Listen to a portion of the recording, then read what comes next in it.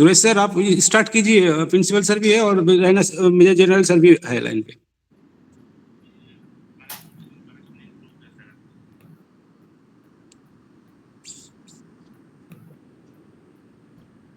Recording মনে হয় হচ্ছে, স্পিচ স্টপ রেকর্ডিং আছে।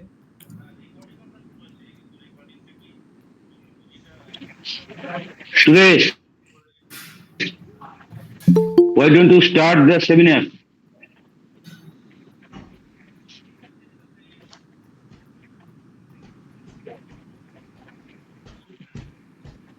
আচ্ছা ঠিক আছে, তাহলে আমি এখানে রেকর্ডটাই করে নিচ্ছি। I'll try to re-enter. আরে হঠাৎ করে ঠিক হলো। ঠিক আছে, হ্যাঁ।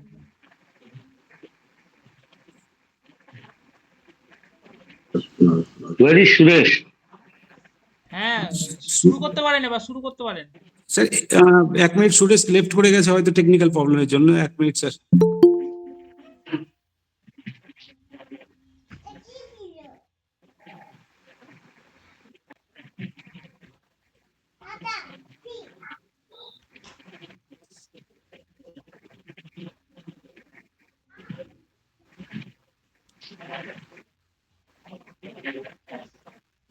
Do not keep our guest speaker waiting for a long time, please.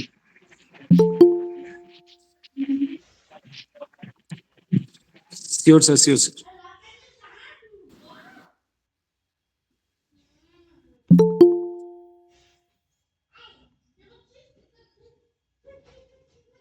মনিদা তুমি শুরু করে দাও না হলে।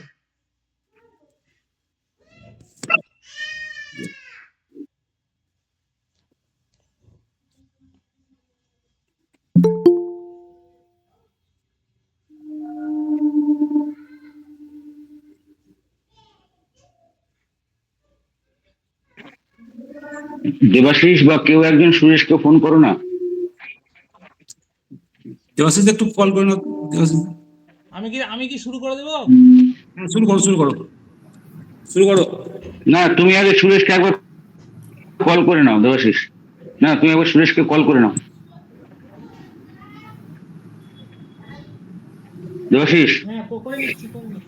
সুরেশকে একটা কল করো। কি হলো ওর প্রবলেম?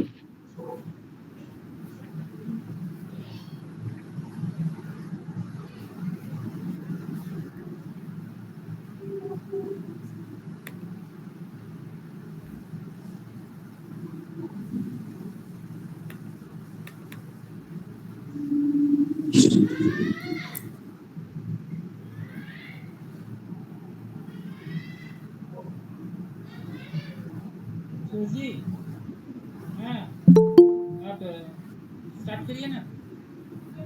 अच्छा ठीक है।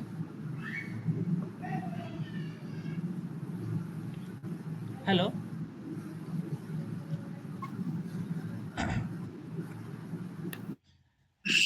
our respected principal sir and our today's keynote speaker Major General R.K. Raina sir, our all of colleagues of Rani Dhanya Kumari College, we all are here to attend a national level webinar on navigating global uncertainty, India's response to world turbulence.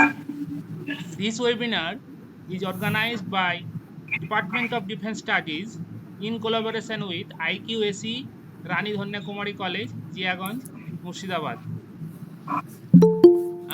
Major General R.K. Raina is a Sena medal veteran and he is Director of School of Internal Security, Defense and Strategic Studies, Rastriya Raksha University, Gujrat. I would like to invite our principal sir, Dr. Ajoy Adhikari, to deliver his inaugural address. Sir, please, Dr. Ajoy Adhikari, our principal sir.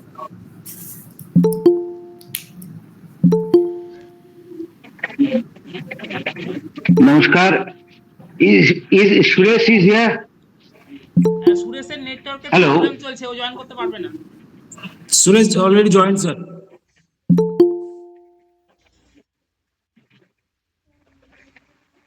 Suresh is supposed to deliver a primary lecture. Hello, Suresh. Suresh there, sir. Sir, I'm online, sir. And now you just start the inaugural speech and welcome our guest speaker in this webinar. Please Okay, continue. sir. Okay. Good evening, everyone. Sorry, my internet was not working. So I am Suresh Sugba, HOD of Department of Defense Studies from Rani Kumari College. Are you listening to me? Are you hearing me? Yeah, okay, sir. Okay. It is my pleasure and privilege to welcome We are all of getting you you. for this national level webinar, which is on navigating global uncertainty, India's response to world turbulences. So before we start our session, I would like to introduce you to our chairperson for today, Dr. Adhikari, Principal, Adhikari College. We welcome you, sir. And moving on, I would like to introduce today's speaker, Major General Dr. Raina. Welcome to you too, sir.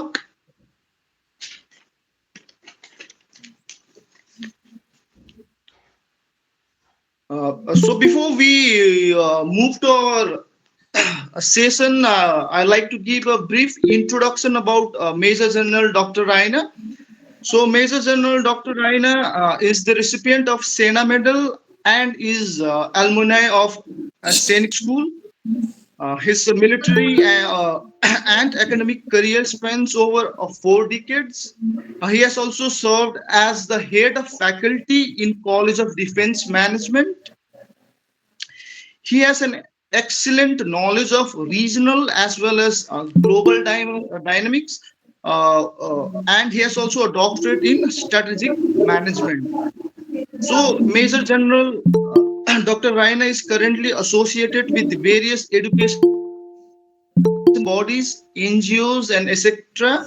and is a regular speaker on education matter. So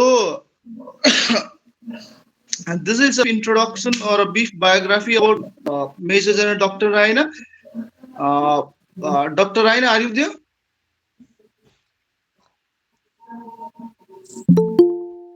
Dr. Raina?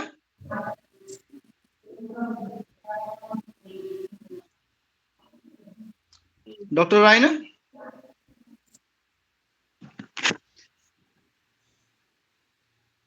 Hello, Dr. Raina? Yeah, I can. Yeah. Oh, Okay. Dr. Raina, I think Is we my can start presentation- our session. Yeah, is my presentation visible? Yeah, Dr. Raina, yes. Okay.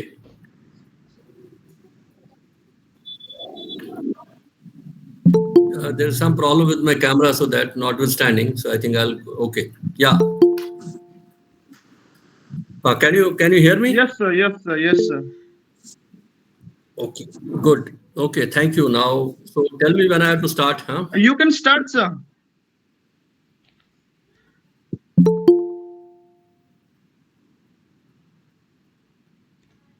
Are you hearing me, sir? Yeah, I can hear you. Okay. We can start, sir. Okay, fine. Good evening, ladies and gentlemen. So I must thank Dr. Ajoy and Rani Dhanya Kumari College for inviting me to talk on a subject which is, ever changing, or it is always something new is happening. Something has happened few days back. So you can say that reset in the strategic environment is happening across the world.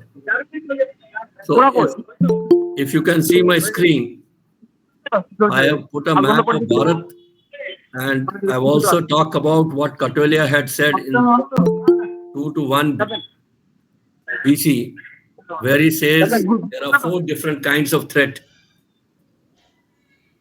Can others mute, please? Because there is some distraction. Mohideen, can you mute to all of us, all of the other candidates? Dr. Mohideen, just mute to all. Okay. Okay. Thank you. So Kautilya in Arthashastra has said there are 4 types of threats to a country or a nation: internal, external, externally aided internally, and internally aided external. So I'll try to, as I keep progressing through my presentation, I shall highlight each one of them in some detail.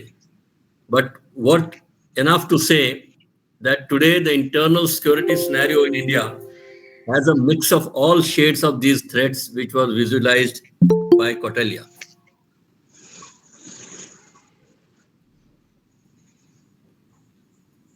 So today's topic is navigating global uncertainty, India's response to world turbulence.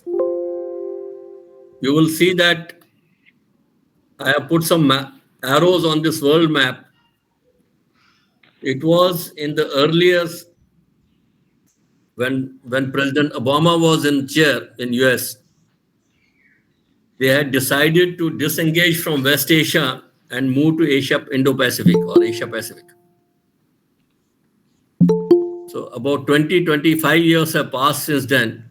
You would have still seen the events are unfolding where the West Asia continues to draw in not only United States, but also other players in this game. So what is the shifting center of gravity from Eurasia to Indo-Pacific? In this whole process of disengagement from West Asia to Indo-Pacific, this was primarily driven by conflicts and economic realignments and also some ideological transformations that have taken place over the years. This has resulted in reshaping global alliances and strategic priorities. So from a unipolar world, we are heading for now a China, which is also wanting to assert itself on the global center of gravity. Therefore, United States and its allies, especially the NATO as well as the Western countries, have primarily tried to focus on to Indo-Pacific for reasons which I shall cover subsequently. Now, what has happened in the last few years? Ukraine-Russia war is completing its 3 years. And you all also seen that there is about 25% of Ukraine's territories under Russian control as of now. With Trump 2, that has come to taken over as president in United States, you would have seen what has happened this week only, that there has been a dramatic open war of words that has happened in front of entire world media in the White House between Zelensky and US President and his Vice President.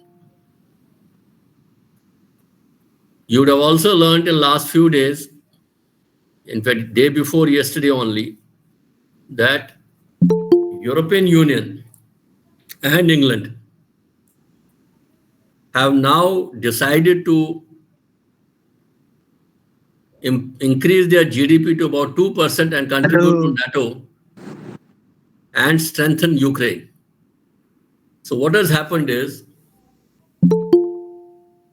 today NATO is on the verge of some tension between United States and the other countries. Similarly, United States is trying to broker a peace deal between Russia and Ukraine, which the NATO doesn't seem to be on the same page. So you may find NATO itself having a dissonance, and that dissonance is something which we'll watch out for now coming days.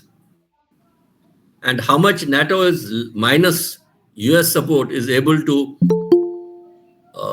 help Ukraine in its fight against Russia is something which is unfolding. Simultaneously, US will try to pressurize for a deal between Russia and Ukraine. The terms and conditions is something which we'll watch for. Whether NATO expansion towards east will stop, or will Russia be able to continue to hold this 25% of territory that is controlling, or what other forms it will take. Similarly, China, North Korea, and Iran axis, along with Russia. You would have seen that there's a direct involvement of North Korean troops in fighting for Russia in Ukraine. Iran has also supplied its equipment, especially the drones and other part, and the missiles. And there is a collusion between Russia and China as far as its war in Ukraine is concerned. And I may also tell you that Russia, after 1 year of its fight, has been able to recoup its whatever losses that had happened in terms of equipment, because it had a sound industrial base. And that what is a lesson for India, that these short wars have been replaced by unpredictably long wars, which require what we talk about Atmanirbhar Bharat in defense technology. The second part, I'll cover Iran with the second bullet under the arrow, is the West Asia crisis that almost lasted 15 months and still going on, whereas there is an uneasy truce that is happening. But you would have also seen it has been the puppets or the arms of Iran in the form of Hezbollah, as well as Hamas, is something that has weakened it. Possibly that is one of the major reasons why Syrian government fell, which was supported by Iran. And even Russia could not help sustain Assad government. As far as the Indo-Pacific is concerned, so I'll talk more about West Asia as I come. As far as the Indo-Pacific is concerned, China feels that West is trying to encircle it, whereas the West is projecting it as a free navigational rights and rule-based navigation in the open seas. Again, I shall cover this in some detail. You'll also see some intrastate disputes and upheavals in Africa and Asia, which have a direct bearing to not only how India takes its interests or how it recalibrates its national interests, but also how it plays its role on the global center stage. So I come to Russia-Ukraine war, which I talked about this, roughly 25%, 27%, it keeps changing, but it's a substantial territory. And Russia justifies its offensive in Ukraine on the grounds that when USSR broke down, there's an understanding between the erstwhile USSR, Mikhail Gorbachev, who was the president then, and US president, that NATO will not move an inch towards eastwards. And it is in response to Ukraine trying to become a member of NATO that Russia felt threatened, and that is what it did about 3 years back. So this NATO expansion, again, Finland, Sweden seeking membership. You would have also heard in the last week that Ukrainian president has said, okay, if NATO membership is an issue, it can be discussed. It's all basically posturing that is happening around. But this is one of the major issues of this conflict that has started. It has impacted the energy impact. You would have seen that global energy markets went into turmoil. Even Europe faced a crisis of energy. And you would have seen after nearly 2.5 years that most of the energy supplies from Russia to Europe have by and large stopped. And because of the sanctions on Russia, which were put in by USA and West, you would have seen that trade patterns have changed. India and China have increased Russia's energy imports, thereby at least stabilizing the prices, and it is again in the national interest that such activities have happened. There was also a grain export because Ukraine was also a major producer of grain, which got impacted. So was Russia's exports. So this has also impacted the global food security. And you have seen militarization and defense spending. I just talked about NATO countries. Lest US has decided to increase their defense spending by 2% of their GDP, which will directly mean militarization of NATO in a more significant manner. So you'll see these type of things are happening. And there is also a declining faith in multilateral institutions, both financial and non-financial groupings, because of such a turmoil that has happened. Coming to West Asia, which is closer on the Western Front, as far as the Israel-Palestine conflict is concerned, notwithstanding this fragile ceasefire and exchange of prisoners of war and others, you would have also seen that there is always a threat of recommencement of hostilities. And what I have marked here is, it is primarily a fight between Israel, US on one side, and Iran and its proxies. So you would have realized that Iran's hold, because of what has happened in Lebanon or in Palestine, West Bank, Gaza, has had a direct impact on Syrian government falling. So these are all interlinked. And if you link it back to rise of ISIS, it was the Iraq-Syria belt that was the declared caliphate by ISIS at that state.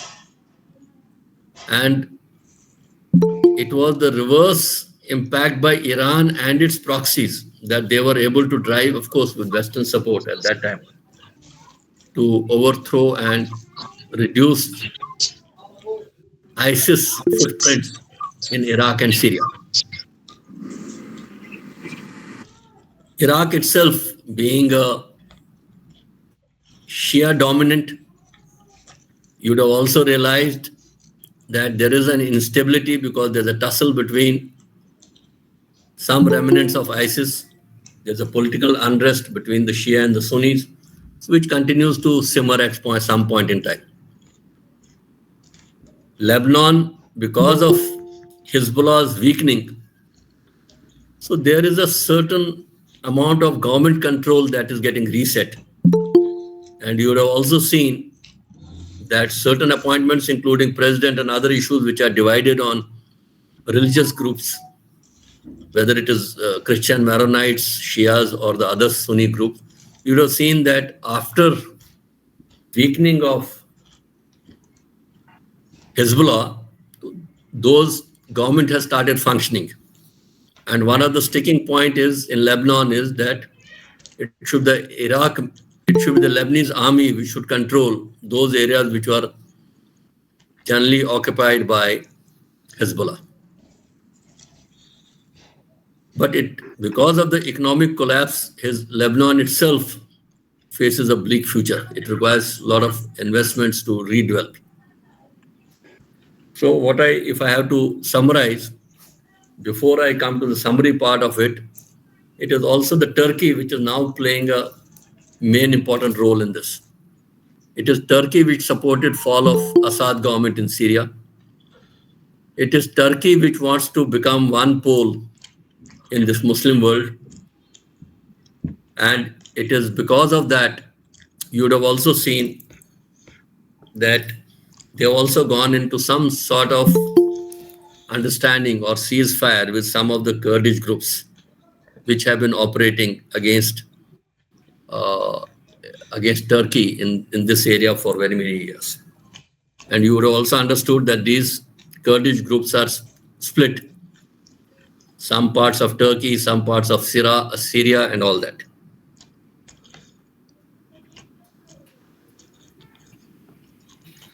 So you would have seen there's an increased violence since 2023 in West Asia. Iran is diminishing. Therefore, Syria, Lebanon, Iraq, and Yemen have considerably weakened. And Saudi Arabia and Israel had also gone in for some truce along with other Middle East countries through this Abraham Accord. In fact, it was the attack on Israel was immediate fallout of this Abraham Accord. So you'll see a new security dynamics is being created. You would have also seen the manner in which US withdrew from Afghanistan in 2021 and that chaotic withdrawal resulting in Taliban 2.0. So it has, I will cover it, how it has a implication for regional stability, concerns of terrorism, human rights abuses, and has a direct impact on India. I will talk about it in a more detailed manner.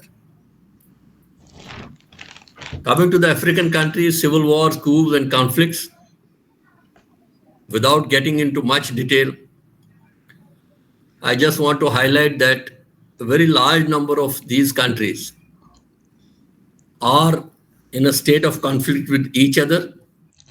And there is also a rise of these militancy in some of these countries. Whether it's a Democratic Republic Congo, Sudan, Burkina Faso, Mali, Niger, Central Asian republics, Ethiopia, Somalia, South Sudan, Mozambique, you would have seen, based on the color. The dark red is the very intense, red is serious, and of course there have been other cases of sporadic. So you'll see that Africa also has got this, is also in turmoil in some format. So what are their implications? The military takeovers have happened in few countries. So there is a crisis of governance. It has also risen in raising anti-West sentiments.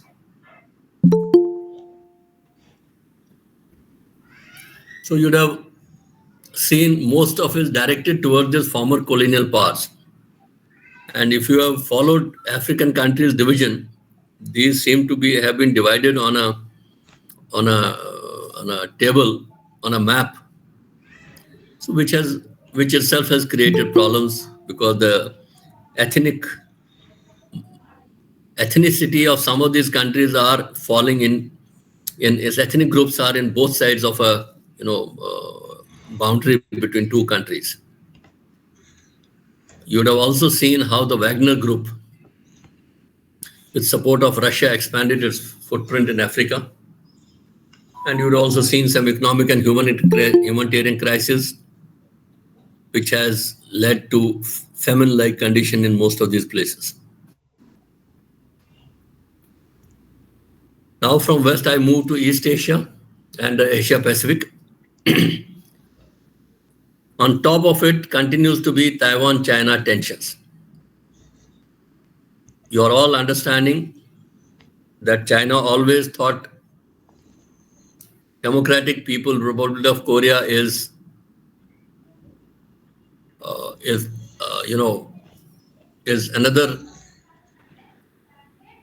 another part which is also gone into crisis, basically the North and the South Korea crisis. Similarly, they feel that Taiwan is their right, it is their own territory. They never thought Taiwan was outside. Only thing is it's a peaceful reunification that they have been waiting for.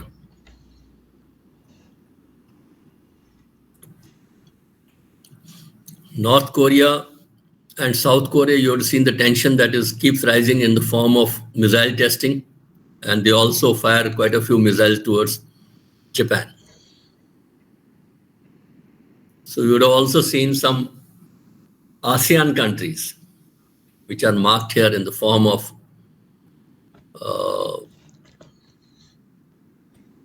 Philippines, Vietnam, Malaysia, and others, have a direct dispute on most of the islands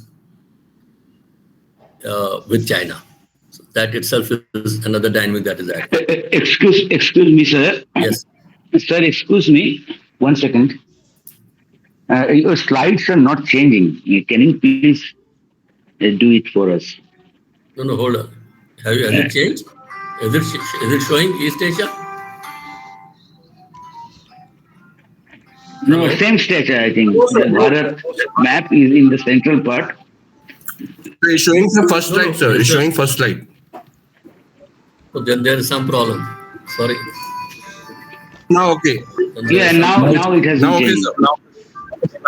Now it's okay. No, because I had shown full screen. So is it changing? Yeah. Now it's changing, but it is not coming. Yes, now it has changed. Yes. No, so I've come down from full screen to this part. Okay, I'll just quickly go over it. I'm sorry, I wish you had intervened earlier. Okay. You're clear about this. I hope you got my what I talked about, this Ukraine-Russia war, West Asia, Indo-Pacific, and these intrastates. I have explained this Russia-Ukraine war. Without map also, it was very interesting. Okay. So I just quickly go over this map. You'll see. Without slide also, your lecture was very impressive. You just keep on going, sir. Okay, so 25% of today, what is shown in red, is what is held by Russia. And I also gave you the logic why Russia justifies an intervention in Ukraine. This logic is something which President Trump is playing up. And this has created some crisis between US and the other NATO countries. So today you may say that US and NATO are on a little confrontation mode as far as Ukraine is concerned. How it plays out is something we have to watch in days to come. So entire diplomacy will be focused on this part, trying to decipher the meeting of Zelensky with US President, Vice President, and this outburst. Also, a subsequent meeting between Zelensky with NATO countries in England, and the warm welcome that he received in London and by other NATO allies is something that will unfold and will dictate how this Russia-Ukraine war takes a shape. I also talked about West Asia conflicts.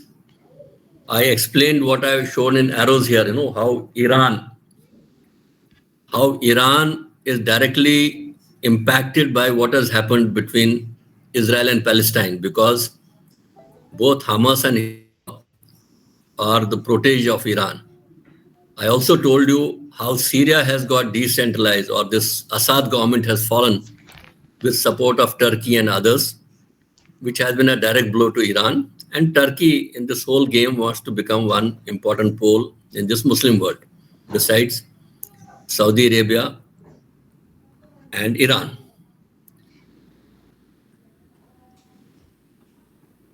So I talked about this Israel-Palestine conflict, Iran's diminishing influence, how this Abraham Accord between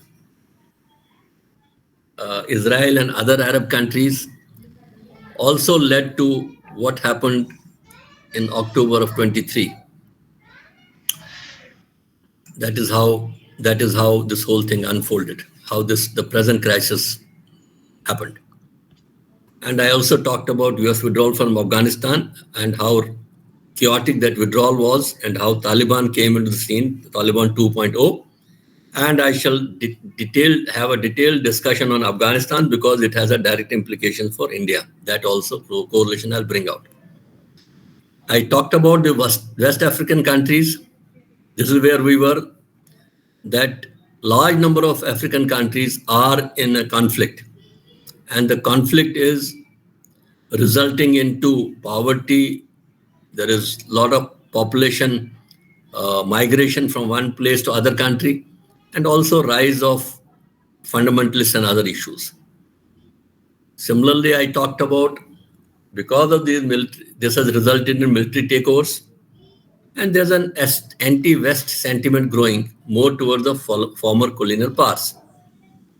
And the Wagner Group, especially in Ethiopia and other issues, it has an impact on the overall balance within Africa. And these crises that are coming up, these are humanitarian crises for which world at large and India also could do a lot to mitigate these problems. I come to Asia, East Asia and Pacific. I talked about the center of this focus is Taiwan, because China never thought Taiwan is outside, it's a second country, always thought its own country, and they were looking for a peaceful reunion. And they have made it very clear if it is not peaceful, they will continue to exert force at some point in time and have it combined with mainland. Similarly, the North Korean crisis, I talked about tension between North Korea, South Korea, Japan, and this firing of missiles is something which has kept it on the boil. Resultantly, you would have seen even Japan has increased its defense spending to cater to such threats that are coming from North Korea in particular. I also talked about China's disputes with its neighbors in ASEAN countries, specifically with Philippines, Vietnam, Malaysia, on dispute the navigational rights, the fishing rights, and also basically some of these islands which are important for China's maritime security and which has a direct threat to these neighbors. There are smaller other issues like this Solomon Island political unrest between China, Australia, West Papua conflict in Indonesia. These are all tensions. What I wanted to basically highlight it from Western countries to African countries to West Asia to Asia Pacific. Everything seems to be in some conflict or the other, or most of it, some parts are in turbulence. Similarly, when you look at this US-China strategic rivalry and decoupling, you would have seen that with Trump 2.0 coming in, the trade war has taken a new form in terms of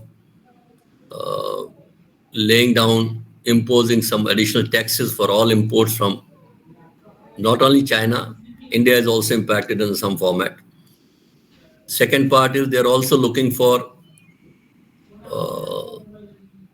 within the country, that is within US, to have what we talk about make in India. So US is also saying, why should we? Because most of its equipment and other parts were coming from China and other south the world. Therefore, that is going in for a change. So there is a risk of confrontation over Taiwan in this Taiwan Strait tension. You will be hearing these news over the last so many months now to say that, okay, China's so much of air force and the naval force are deployed all along. It is basically as a corrosive tactics to put pressure on Taiwan. So there's also a technological rivalry. US has imposed restriction on semiconductor exports to China, limiting its access to critical technology. Therefore, there is a reverse reaction where China is acquiring interest in some of these rare earth materials from some other parts of the country, some other part of the world. Similarly, China's Belt Road Initiative, it continues to expand, though some of the countries are reconsidering. The last one was the Panama. You also heard after Trump took over that he wanted Panama Canal to be restored back to USA. So that is again one of the conflict areas that is going to erupt in some time. Also, overall, you would have seen every action has a reaction. So since there has been a population migration from West Asia or Asia towards this troughs, which are the European Union countries. So you'll find there's a reverse right-wing shift. The last in this is Germany. You'd have seen a right-wing government has come to power. So it has affected Italy, Hungary, Germany, France. They're all seeing these nationalist leaders advocating stricter immigration policies and development of this Euroscepticism.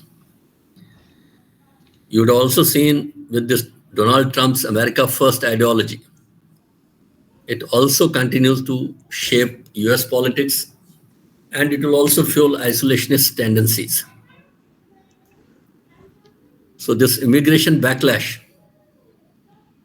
is something which will put countries in conflict with each other.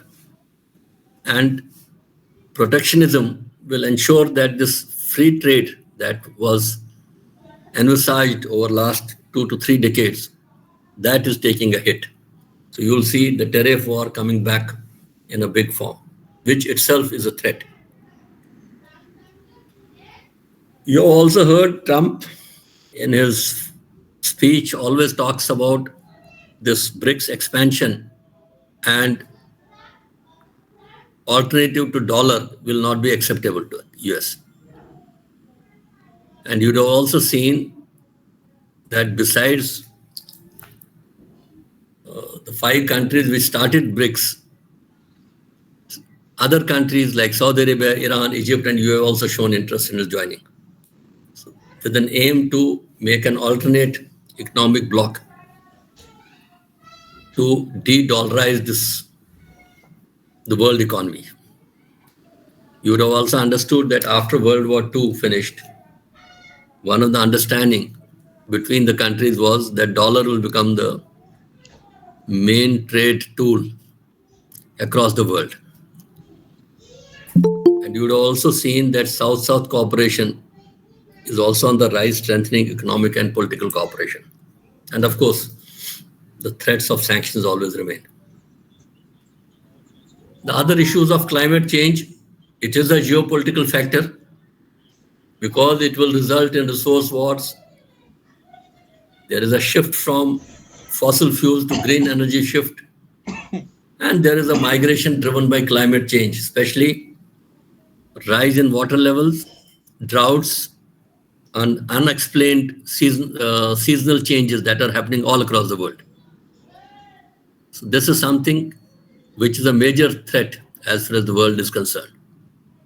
On the technological front, you would have seen cyber warfare, information wars happening, which are state-sponsored. Whether it's China, Russia, North Korea, or any other places, the cyber espionage has become a major factor. There's a misinformation and propaganda because social media has become so important tool. It is influencing now campaigns, shaping public opinion and political outcomes. You would have seen what happened in the latest US elections. And artificial intelligence and military applications, it has brought in its own dynamics as far as surveillance technologies is concerned. So it has raised some ethical and strategic concerns. These are something which are ever expanding forms of war. So you say these are forms of war other than actual fighting. Coming closer to Asia, I hope please remind me about the time. So Dr. Ajoy, or I hope I'm audible. Yes, sir. Yes, sir. Yes, sir. I forgot to ask you about the time. Yeah. Sir, you keep on saying, sir. I mean, at least up to. Achha, okay. There will be a question answer session, at least for 15 minutes. Hanji. So you can continue up to 8 o'clock, sir. Okay. Okay, fine. Will it suffice, sir? Yeah. Yeah, that's fine. That's fine. Okay. Mm-hmm. So when I look now closer to South Asia, closer to India, you would have seen Myanmar civil war has taken a different format. Today, there's a real threat of ethnic armed groups overtaking the Myanmar armies. And this has a direct impact on India's security because India has a very large border with Myanmar, and it also has a direct impact on Bangladesh. You would have heard about these. Some conflicts have started in some parts of Bangladesh. Similarly, also has a direct impact on infiltration and move of Rohingyas from that place to other parts of our country as well as Bangladesh. The second important is Afghanistan Taliban rule. Taliban is struggling to govern, and there are also increased attacks by ISIS.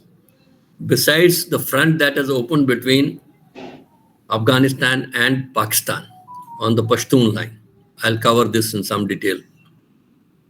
Sri Lanka economic and political crisis, whereas the government has stabilized, politically it has stabilized, but there are still those financial crises are always in the making, which also makes impact on India's security concerns, especially presence of China and other countries in Sri Lanka. Nepal, political instability continues because there are frequent changes, power struggles. It has a direct impact on India's. Similarly, we have seen Maldives election, a pro-China government came into power, but something has happened over last couple of months. You would have seen the Maldivian president coming here, and there is a certain temper down that has happened, and the economic support from India continues from Maldives, but again, an unstable neighbor. Coming to one of the most vulnerable parts of India is the Afghanistan-Pakistan. That's the west part, because centrality of Pakistan not only drives policies in and around India, but also has an impact on other parts of the world.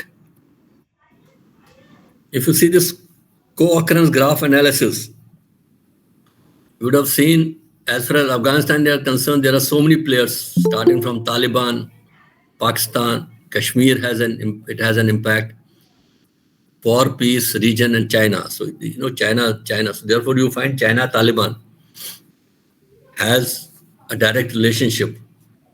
Therefore, you will see India and Taliban cannot really be disengaged from each other.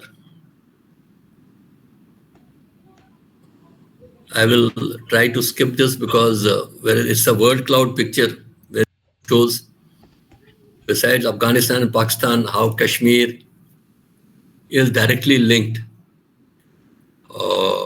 So therefore, a narrative, when we talk about Pakistan, Afghanistan narrative or India-Afghanistan narrative, you will see Kashmir is an important part of that. Therefore, there's a direct link between Afghanistan and Kashmir relationship. And some of you who might have studied history, there were times in 8th century BC that India had ruled over large parts of Afghanistan and beyond. And similarly, Afghan rulers have ruled Kashmir for quite some time later. I'll not get into this but I'll straight come to India is the closest geostrategic neighbor of Afghanistan. And India's interest in Afghanistan has been there since 19th century. And turning point came when Soviet occupation happened 79 to 89. And you would have also seen the fall of empires. Afghanistan has seen rise and fall of very many empires. I'll not go into the periods of, let's say, Turkish rule, but let's go in for the recent ones. British also had its downfall in Afghanistan through the Anglo-Afghanistan wars. Similarly, Afghanistan also had a downfall, saw the reverse of communism in 1989 when carpet rolling of communists commenced, and that resulted in Soviet Union breaking up. Similarly, US also has its 2 decades in Afghanistan and finally moved out with nothing very substantial on the table. So when you look at this global war on terror, which international security armed forces occupied in Afghanistan and helped in national unity government, So there were two governments of both Hamid Karzai and Professor Ghani. These were reasonably inclusive governments because they had participation of most of the factions within Afghanistan. So I'm not getting into the faction part of it. Enough to say this hurried withdrawal of these forces in 21 rose. Similarly, Taliban came with a bang, which was not expected. This was not expected the way it happened. It was expected that Taliban will come to power, but the way it happened, especially when US and Taliban were talking in Doha, but it happened at such a rapid pace, it took everybody by surprise. It doesn't mean that US does not have interest in Asia. It continues to have interest in Asia because it wants to have some influence in Afghanistan, that area, for reasons of both China and Russia. So therefore, only the means have changed. Today, it sits on some of the assets which have been frozen, Afghanistan assets, and similarly, they have also raised. Latest is that Trump is asking them to return all the equipment that was left behind by its security forces. Russia has an influence in Afghanistan, but because of its preoccupation in Ukraine, could not do much. And it is this emerging China and Russia axis which is yet to play. As far as Pakistan is concerned, I'll quickly go over it without elaborating to say that they want to retain influence in Afghanistan and preserve strategic depth, notwithstanding the open confrontation that has opened on the Durand line, because this is one of the major fault lines where the Pashtuns are divided on both sides of Durand line. This is something which is playing out, and its playing out will hurt Pakistan more than Afghanistan. Say again. Somebody saying something? Hello, ma'am. Okay. So its notion of strategic depth against India, it wants to preserve, but today it finds that it is hemmed in between the Taliban, Tehreek-e-Taliban Pakistan on one side, and of course India, its perennial so-called enemy on the other side. Coming to China, China is looking at the Belt Road Initiative passing through it, Afghanistan, and it is also wanting to extract the minerals, especially the rare elements, and some silver. There are a lot of silver deposits. Extraction of that is what they are looking at. But its overarching strategy emerges as a sole arbitrator and honest broker in Asia and world affairs. It tests its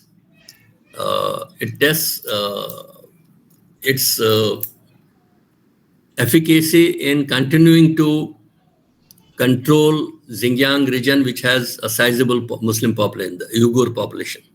So it has a direct implications if things go bad in Afghanistan on its own security. Coming to Iran, notwithstanding its reversal in West Asia, your overarching strategy says from sectarian payoffs to economic payoffs. It finds a lot of sense in Chabar port playing a major role with support from India to have an access to Central Asian republics through Afghanistan as also to Europe. So this economic payoffs is something I think that is playing up in the mind of Iran.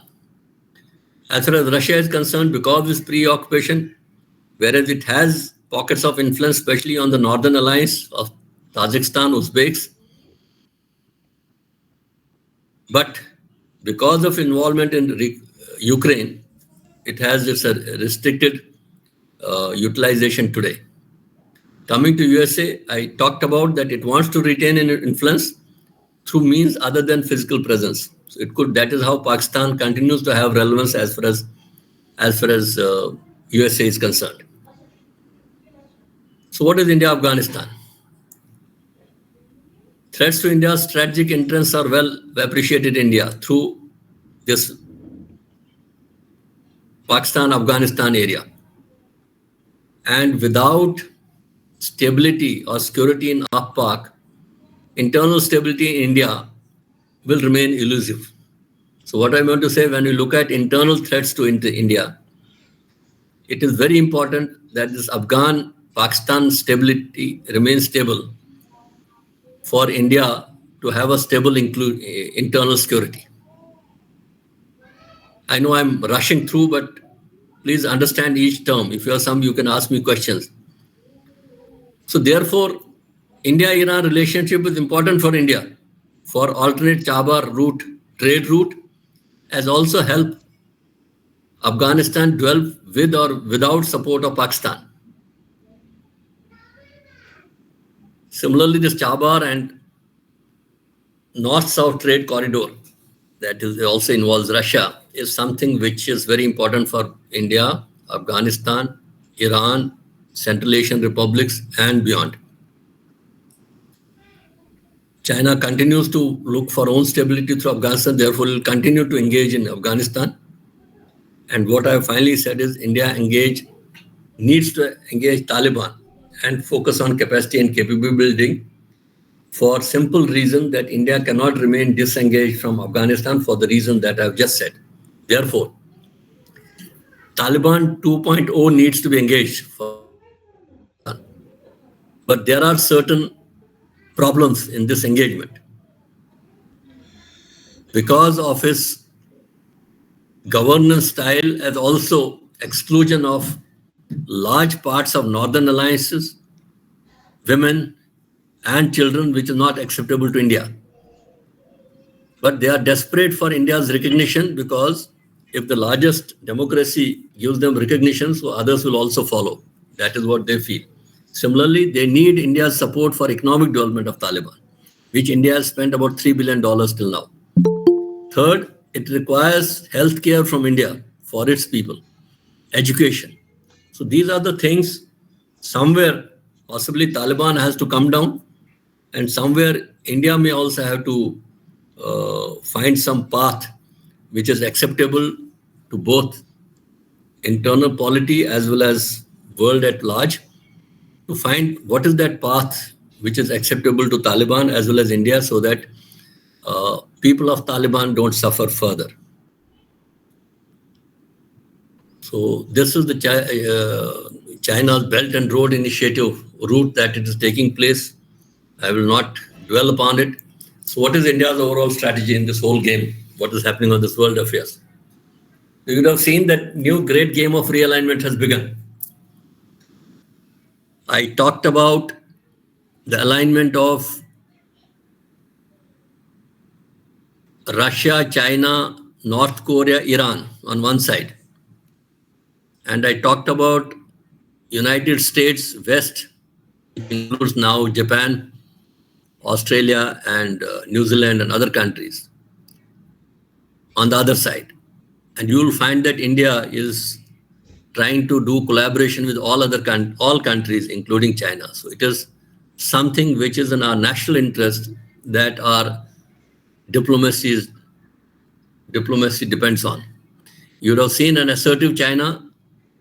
We had a couple of years of confrontation on the borders, whether it was Eastern Ladakh or other parts of border with China. So something has already happened, but enough to say that a collaborative approach with China as well as other countries, and we have to keep engaged with China because there is an economic factor to our relationship. As far as US-NATO is concerned, you would have seen tensions that are rising on Ukraine. So we have to see how they unfold. How decline of Iran impacts the balance of power in West Asia and in other Muslim communities is something which will again have a direct impact on India. There is also a reset in China and West relation. You would have seen they have individually reached out to countries of NATO, including Germany. They also reached out to England, and there's a reset in England-China relationship. So these reset is something which will play out in years to come and see how these relationships grow. You'd also seen that there is a collaboration with world leaders on terrorism, which is something which impacts not only India, but world across. So we are leveraging diplomatic, military, economic tools to sustain gains and deny space to returning extremism. You would have seen how internally we have generally Kashmir is stable, Northeast is stabilized, little bit of tension on the Manipur front, which is also now, I think, coming to some normalcy.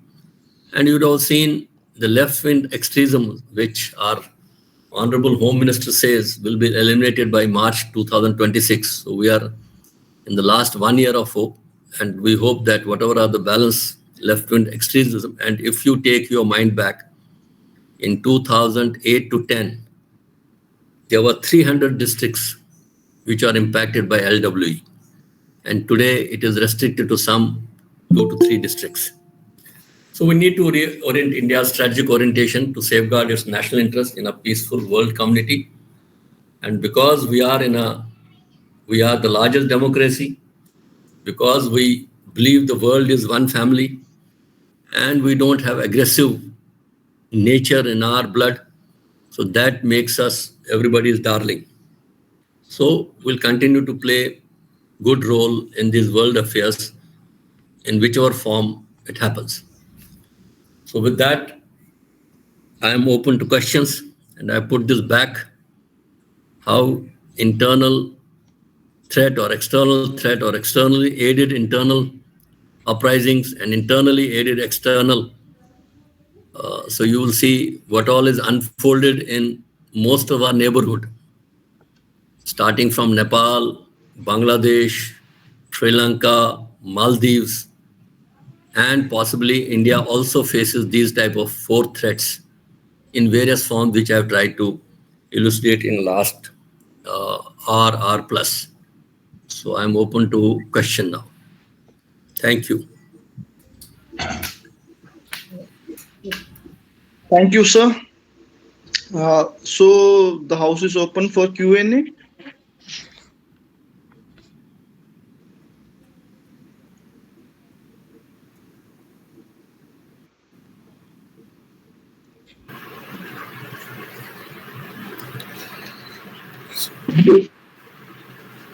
If nobody has a question, I may ask one question to Dr. Raina. May I? Yes, please, Rani. Yes, sir. Your seminar is marvelous. This is the first time we have come across your lecture, and this is an all-inclusive lecture to understand the present military strategic phenomena of our world. Thank you very much from the side of my basic question is that when you talk about Iran maintains a religious political relationship with Yemen, with Lebanon, and some other parts of the Islamic countries. And on the other hand, Israel with America is dead against Iran. Now, in that position, how India could maintain a good economic relationship with Iran in one side, and on other side with Russia? This is my question, sir. Okay. Very, very, very, very valid issue. You see, there is something called national interest. There is certain issues of ethics involved. I try to highlight that ultimately it's the supremacy of national interest that plays diplomacy and interstate relationships. One side is Israel and US, other side is, of course, Iran and its proxies, Lebanon and other issues. Similarly, there's an Iran-Russia relationship. So what is it that India should do or play its role play? Now I'll come on to first with the Russia part. As far as Russia is concerned, it has been our great friend, and today about 60%, maybe 57, 55 to 60% of defense equipment belongs to Russian origin. When sanctions on Russia were imposed, India had to state its problems. And the problem is today that we cannot do with confrontation with Russia. It is not in our national interest, given that I just gave one part of this. Second part is, whenever there was a problem, Russia always came to India's side. Well, I'll not take you before 71, but let's say 71 war itself.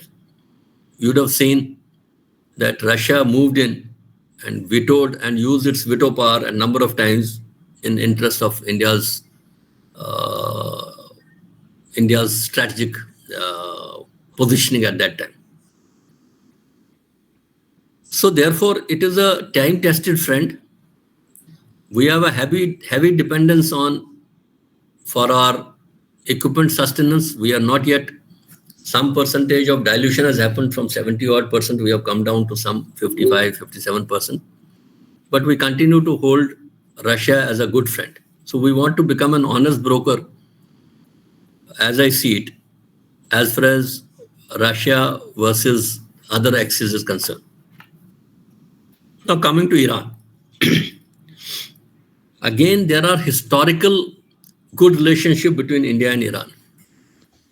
There have been times when, especially after 1979, that Tehran Revolution, Iran Revolution, where Ayatollah Khomeini and party came in, extremist thought process came in. There was a deterioration in relationships. Then this Iran-Iraq war, India had to do a very balancing act. So India has continued to engage with Iran, given that we have a hostile neighbor on Western front, and we didn't have a very, very friendly government or a friendly dispensation in Afghanistan. So it is but natural for us, or natural for India, to engage Iran to have the other options open.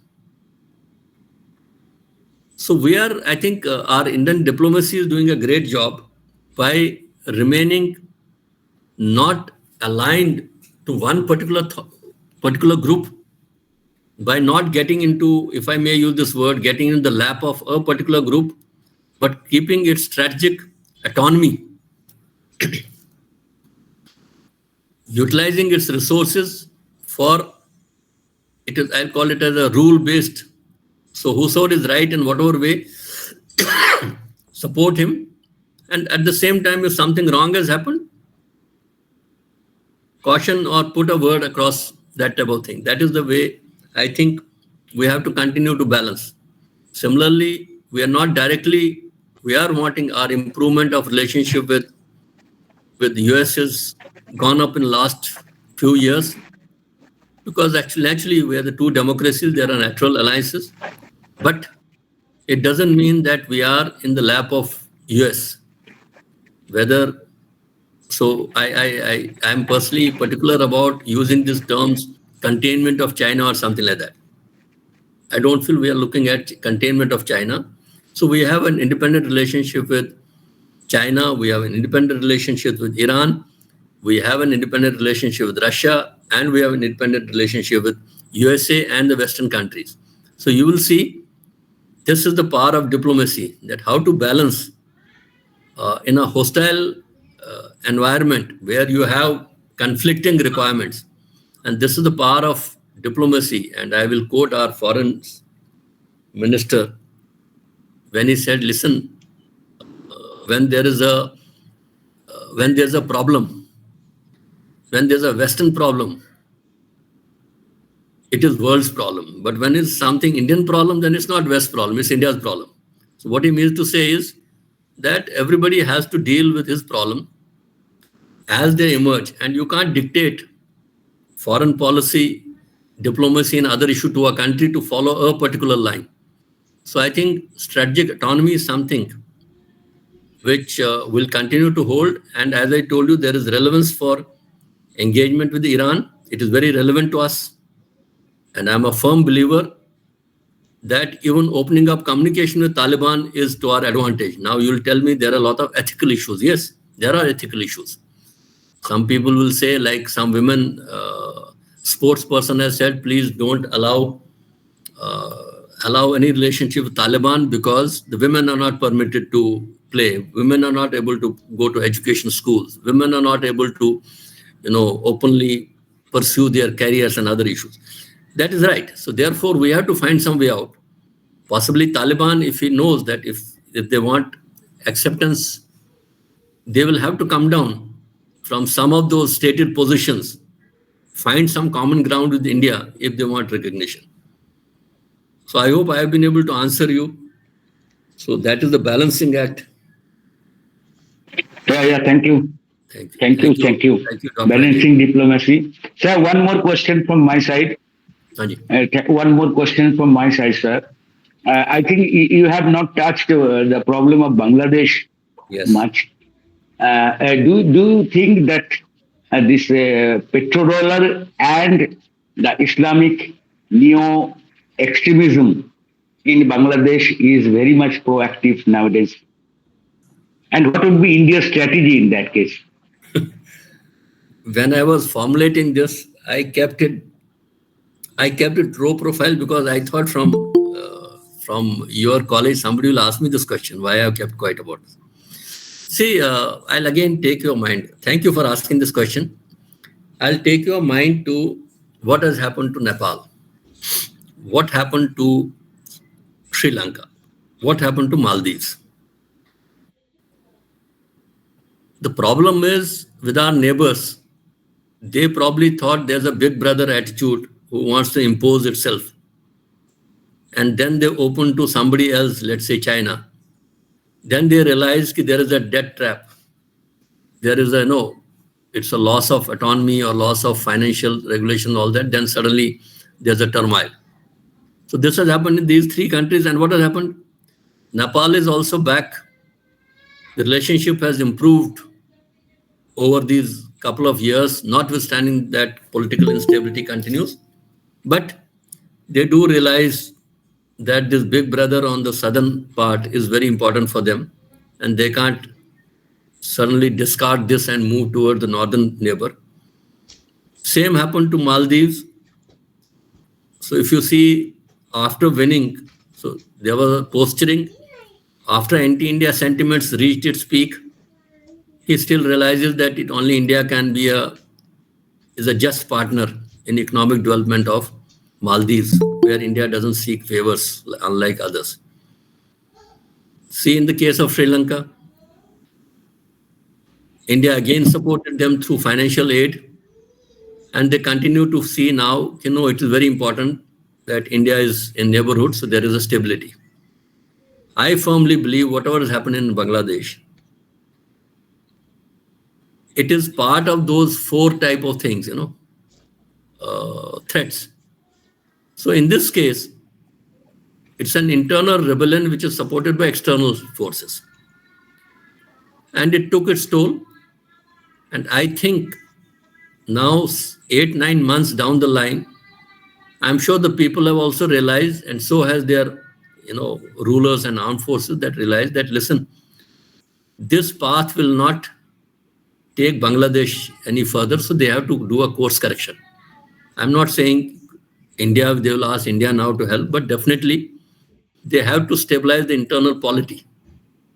And the internal polity stabilization happens by taking all sections of society, that inclusive. So they can't say, no, this was because this was from the previous regime, therefore he is enemy of Bangladesh.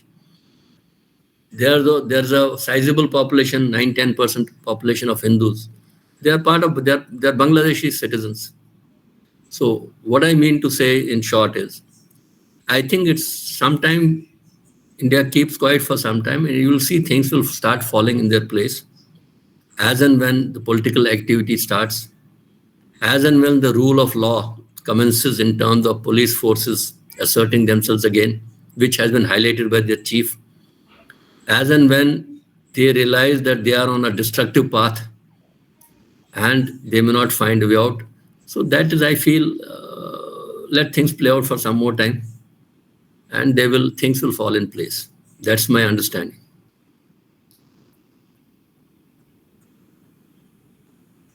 Thank you.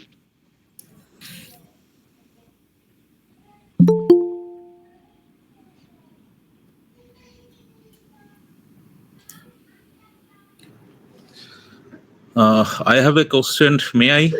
Yes, please. Dr. Biswas. Thank you.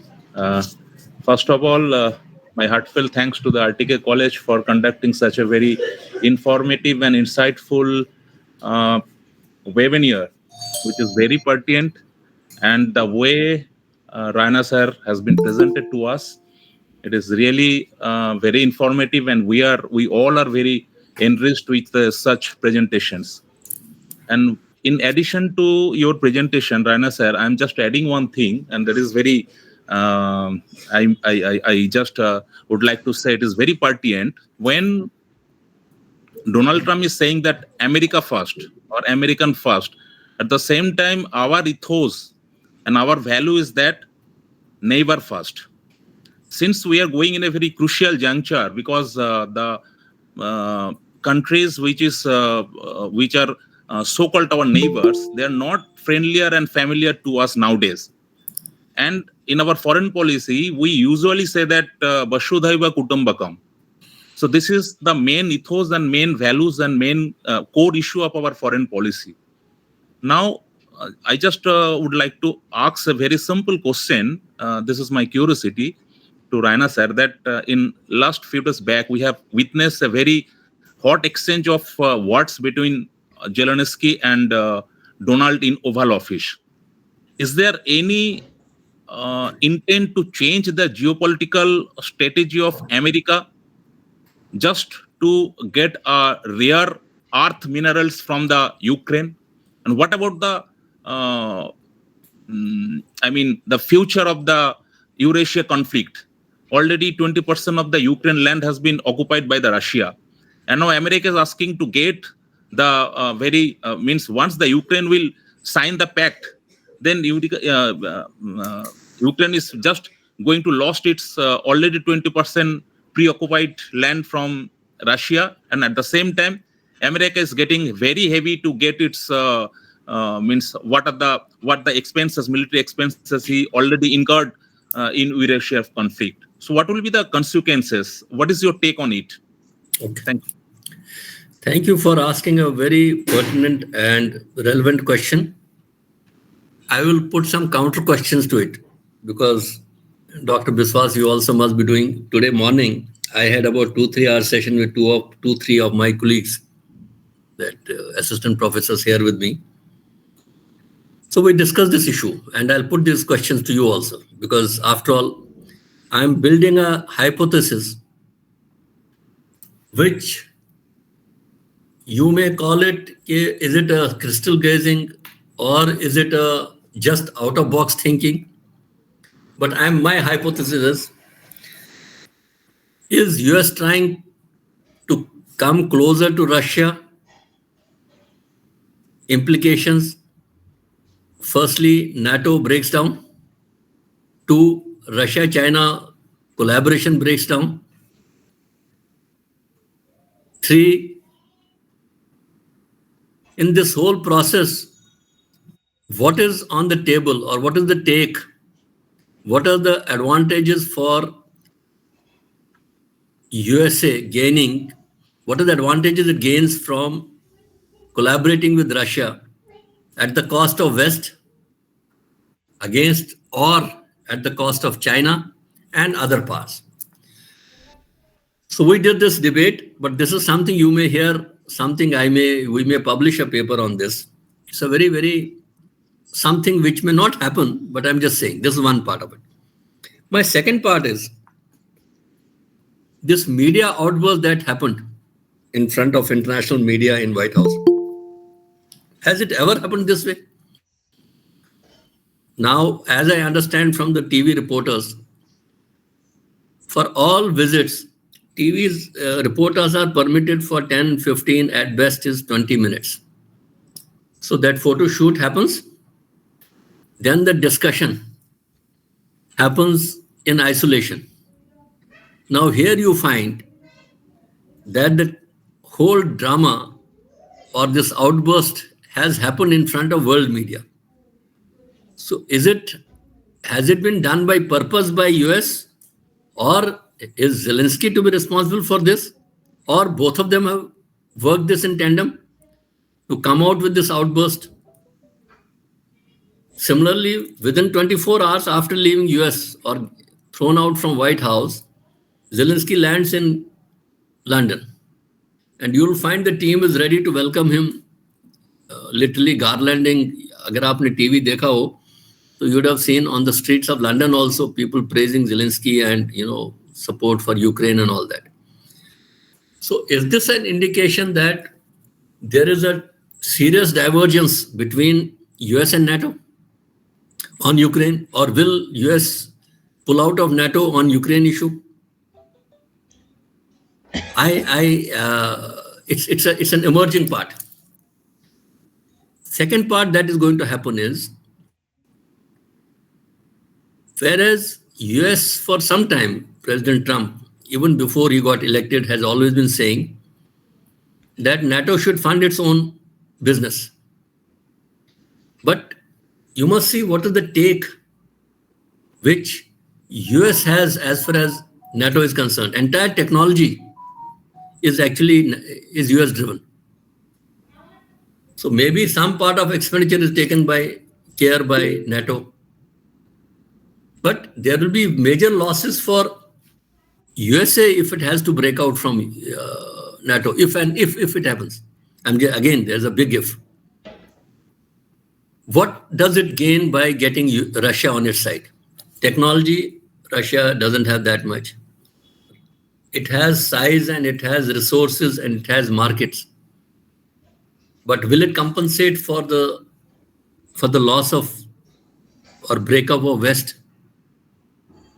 And if it happens, if again a big if it happens, will Russia-China relationship break? And what will China lose by losing Russia? It gains access to West. It gains a lot by opening up to Western countries if such a scenario builds up.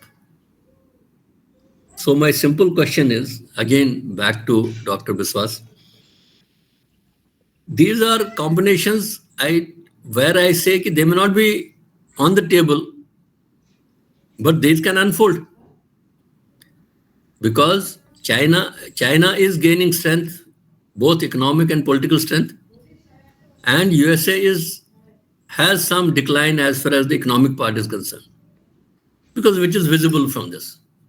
If today NATO is at a door of breakup or is at the door of, forget about breaking up, even if there is a tension between NATO and USA, it is the USA which loses face more than the disadvantage to Ukraine or to Western countries. So I leave this question here.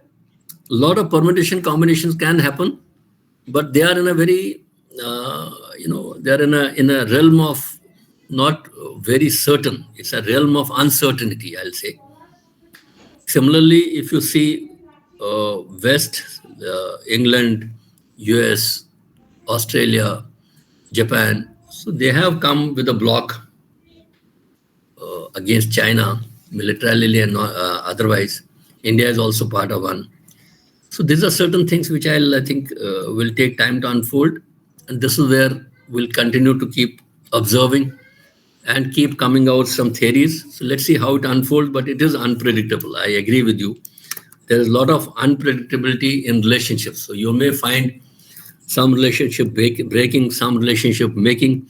I also understand that Iran has to do some serious thinking because it is economically and politically it is on a decline. So it has to regain its strength. So how Iran plays its cards is something again we'll have to see. I hope I think I might have put in more questions than answering your question, Dr. Biswas. No, sir, it's okay because we are really getting some very pertinent points from your lectures, and I believe that it probably the era started for getting down of the American hegemony from the world. So we'll get some more information from this such kind of presentations, and we are very lucky to hear the words and your inputs from these presentations. Thanks a lot, sir. Thank you.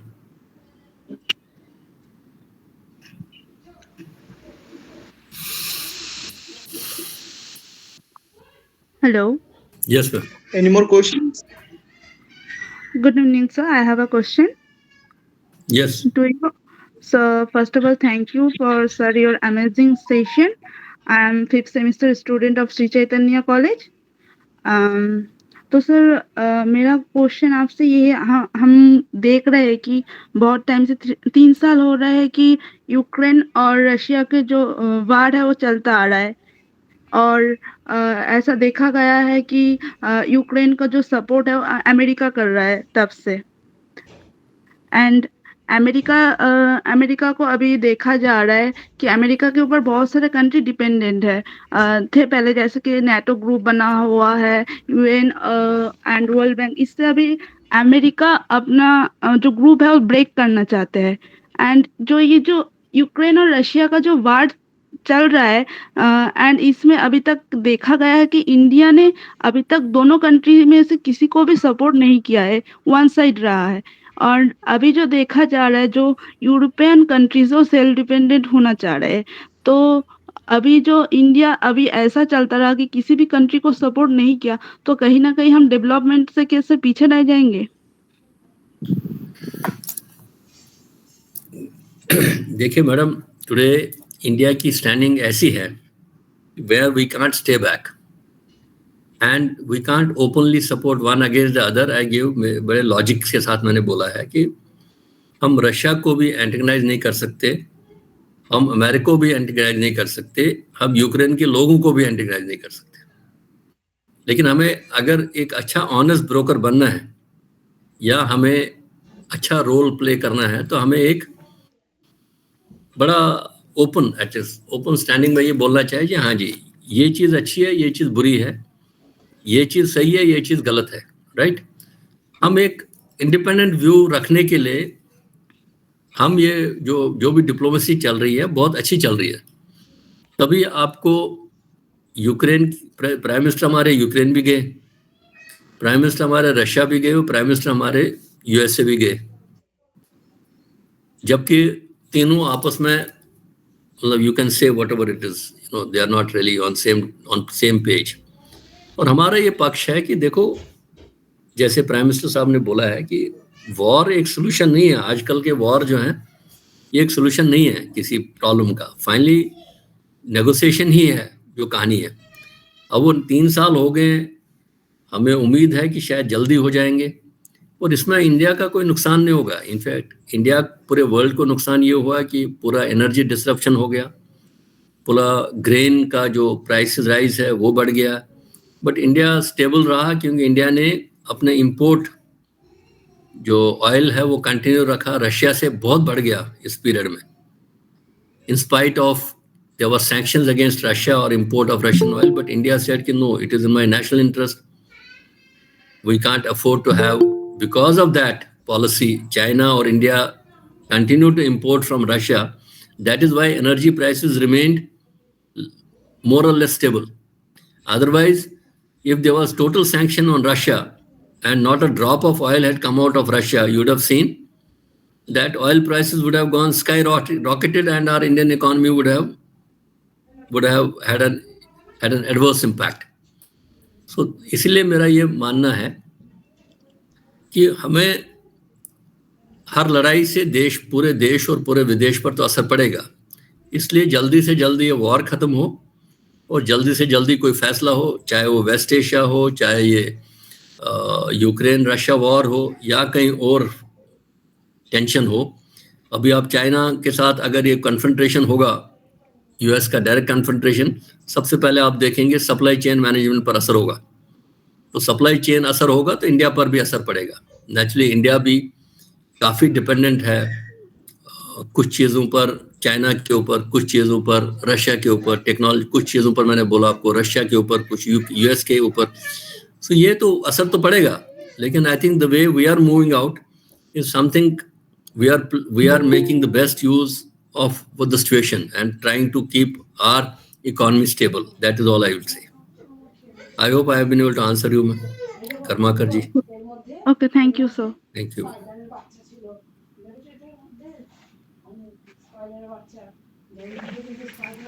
Suresh. Hello. Yes, sir. Now, Yes, if sir. there is no question, if there is no other question,